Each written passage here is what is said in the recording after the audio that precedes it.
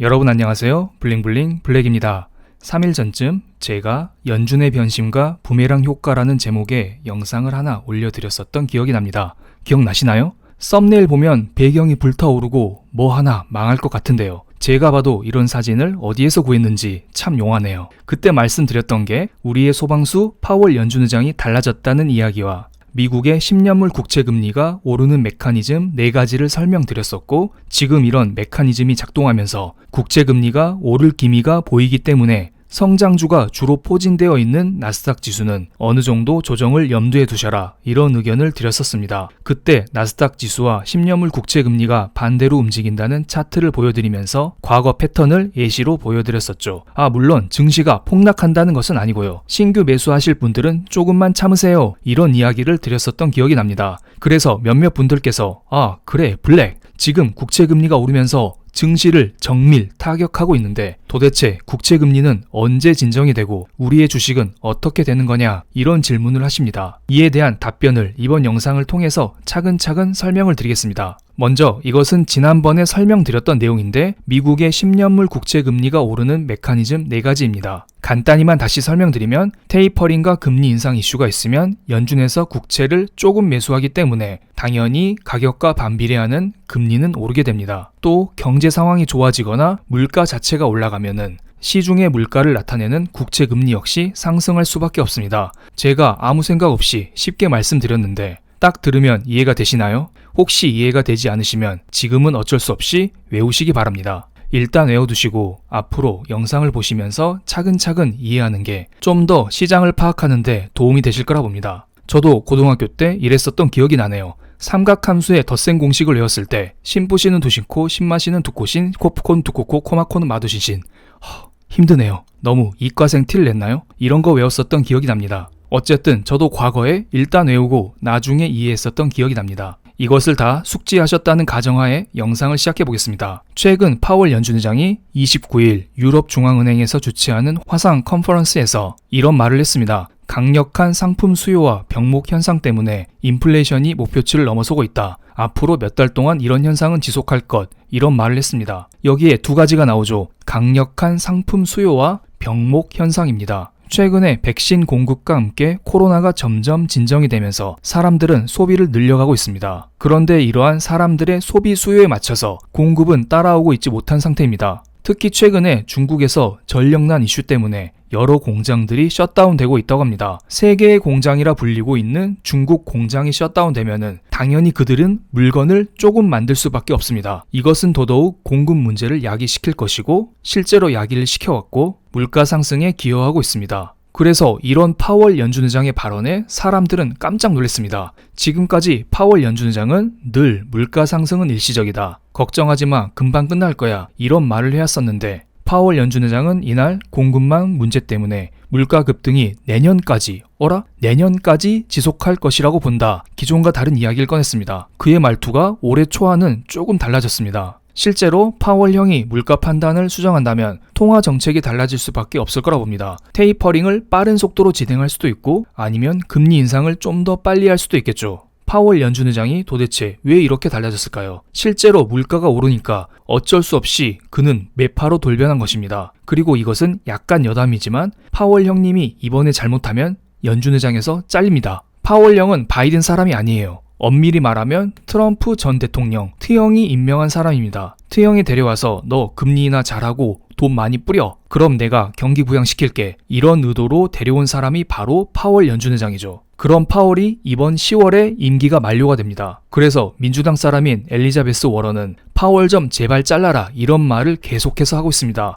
최근에도 이런 말을 하면서 규제를 좀 더 중요시 여기는 브레이너드를 후임으로 거론하고 있다고 합니다. 어쨌든 지금 현재 물가가 급등하고 있고 파월 연준 의장 개인적인 거치 문제도 있기 때문에 그는 이번에 아주 잘해야 됩니다. 잘못하다가는 바로 실업자가 됩니다. 어쨌든 그의 발언 속에 미국의 10년물 국채금리, 미국의 2년물 국채금리 모두 상승하는 흐름을 보이고 있습니다. 특히 2년물 국채금리는 기준금리와 밀접한 관련이 있는데요. 2년물 국채금리만 보면 팬데믹 이후 가장 높은 숫자를 기록하고 있습니다. 이것은 곧 연준의 금리 인상 가능성이 조금 더 커졌다, 이런 것을 나타낸 것입니다. 물론 이번 영상에서 제가 당장 금리 인상을 한다, 이런 이야기를 드리는 것은 아닙니다. 그리고 지금 10년물 국채도 같이 오르고 있습니다. 앞서 제가 10년물 국채 금리가 오르는 4가지 이유 기억하시나요? 테이퍼링, 금리 인상, 경기 회복, 물가 상승, 이 4가지 다시 한번 말씀드리겠습니다. 그런데 10년물 국채 금리 상승이 나왔던 것은 이번이 처음이 아닙니다.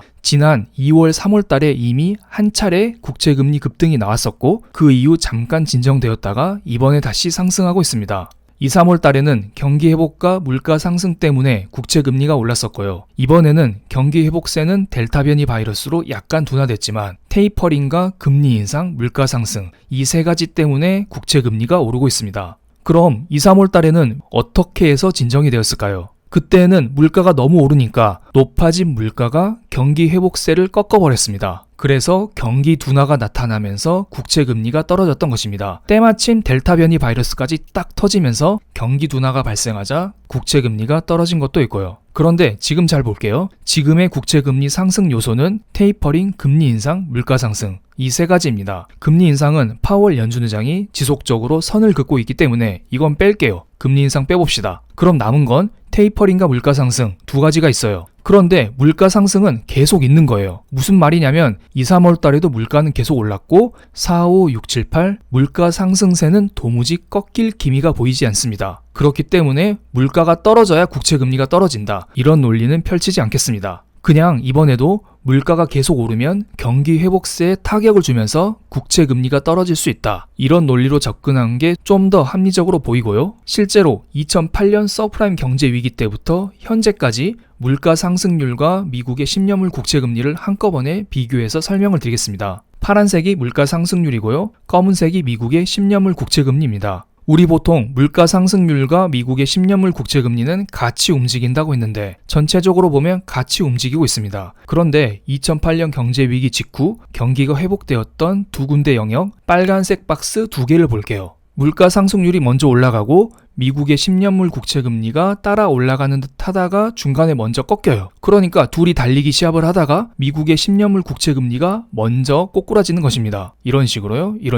먼저 산을 그리게 되죠. 이것은 앞서 말씀드렸던 저의 논리와 일맥상통합니다. 물가가 너무 오르면 높아진 물가에 시장은 부담으로 느끼면서 결국에는 경기 둔화가 발생되고 이는 국채금리 하락으로 연결되는 것입니다. 그리고 지금 11월 달에 테이퍼링을 선언하고 12월 달에 테이퍼링을 실시한다. 이런 말이 계속 나오고 있잖아요. 이런 불안감 때문에 국채금리가 계속 오르고 있는데요. 우리 2013년도에도 테이퍼링 했었던 거 기억나시나요? 2013년 5월부터 테이퍼링 한다 이런 것을 발표했었습니다. 그리고 나서 2013년 12월 달에 테이퍼링을 선언하고 실제로 2014년 1월 달에 테이퍼링을 실시했습니다. 자 보세요. 그때 당시 검은색 미국의 10년물 국채금리를 볼게요. 테이퍼링 한다 이런 이야기 나왔을 때 미국의 10년물 국채금리가 지속적으로 오르다가 막상 테이퍼링을 하니까 미국의 10년물 국채금리 뚝 떨어지는 거 보이지 않나요? 마치 이거 주식으로 따지면 소문에 사서 뉴스에 판다 이런 것과 조금 비슷하네요. 물론 증시의 격언을 미국의 10년물 국채금리에 적용한다는 것은 조금 어폐가 있어 보이지만요. 어디 가서 이런 거 블랙이 이야기했다 이런 말씀은 삼가해 주시기 바랍니다. 우리만 아는 비밀로 할게요. 어쨌든 테이퍼링이 막상 선언되거나 실시가 되면 국채금리는 하락할 수도 있습니다. 이 다음 연준회의가 언제죠? 11월 2일, 3일, 11월 초에 연준회의가 있습니다. 한 달 정도 남았는데요. 만약에 국채금리가 계속 올라가면 최악의 경우에는 한 달 정도는 올라갈 수 있다. 이렇게 생각을 하시고 그게 아니면 3월달 국채금리 전 고점이 1.75%입니다. 그럼 전 고점 부분인 1.75% 요 자리 오면은 국채금리 상승 속도가 조금은 둔화되지 않을까 이런 생각을 하고 있습니다. 국채금리가 어디까지 오를지 크게 2가지를 말씀드렸고 하지만 이것과 무관하게 국채금리가 계속 오르다 보면은 사람들의 매수 수요가 발생될 수 있어요. 어차피 미국이란 나라 망하지 않습니다. 그런데 미국에서 발행하는 10년짜리 국채를 매수하면 지금 1.5%의 이자를 줍니다. 그런데 시간이 흘러 국채금리가 쭉 올라서 1.8%가 됐다고 해봐요. 뭔가 조금 더 매력이 있지 않나요? 이게 만약 2%가 됐다, 3%가 됐다 이런 식으로 계속 올라갈수록 미국이란 나라가 건재하다는 생각만 머릿속에 딱 박혀 있으면 국채금리가 올라갈수록 사람들의 매수 수요는 조금씩 생길 거라 봅니다. 결국 이것은 다시 또 국채금리를 끄집어 내리는 요소로 작용할 수도 있고요. 일단은 국채금리 측면에서는 이 정도만 설명을 드리겠습니다. 그럼 이번에는 미국 다우지수, 나스닥 지수 이런 차트를 실제로 보면서 지금 현재 상태가 어떤지 체크를 해보는 시간을 갖겠습니다. 먼저 오른쪽 아래 시간을 보시면은 지금 시간은 여러분이 보고 계시는 시간과 조금 다를 수가 있어요. 지금은 9월 30일 저녁 8시